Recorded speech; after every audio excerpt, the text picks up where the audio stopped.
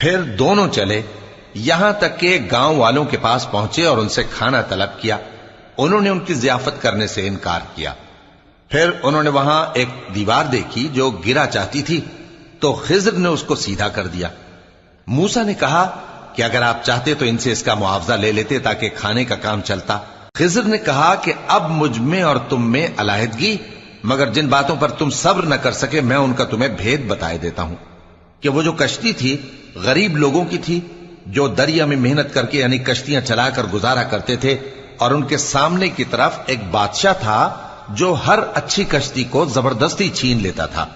تو میں نے چاہا کہ اسے عیبدار کر دوں تاکہ وہ اسے غصب نہ کر سکے۔ اور وہ جو لڑکا تھا اس کے ماں باپ دونوں مومن تھے، ہمیں اندیشہ ہوا کہ وہ بڑا ہو کر بد کردار ہوگا تو کہیں ان کو سرکشی اور کفر میں نہ پھنسا دے،